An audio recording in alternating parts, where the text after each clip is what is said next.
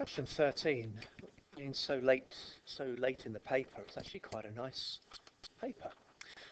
We've got an equation here, and you're asked to say what happens at the start. Well, at the start, t is equal to 0, and so we're doing a equals 0.2 e to the 0. And so at the start, we've just got 0.2 covered.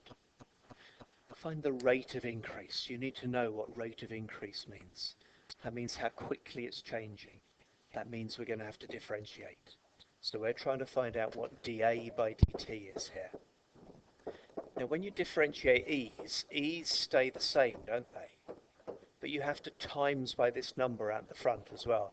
So 0.2 times 0.3 is 0.06. And we need to find out 5 days. What happens at t equals 5 here? So at t equals 5, tap the 5 in there. And did I do that? I just tapped it in and just wrote 0.06 e to the 1.5.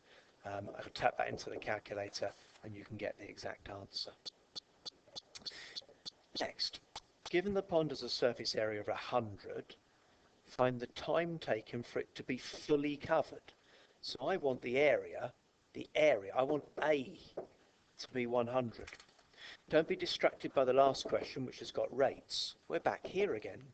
So we've got 100 equals 0.2 e to the 0.3t. Start by dividing by 0.2, and that gives me 500. And now I need to get rid of the e. The way you get rid of an e is a natural log, a ln of 500. And finally, divide by 0.3. Ln of 500 divided by 0.3. It gives that t is going to be 20.7 days. Bit mean. It says to the nearest hour. So this is 20 days and then 0.7 of a day. So I do 0.7 times by 24 hours, gives me an extra 17 hours.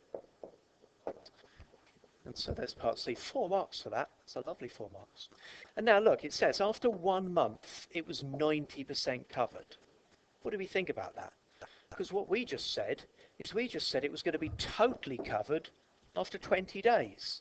So the model's gone wrong, hasn't it? The model not valid at a month. It's gone wrong. It should have been 20 days, right, more than I have. It should have been totally covered after 21 days, but after 1 month it's still only 90. So clearly the model's gone wrong towards the end.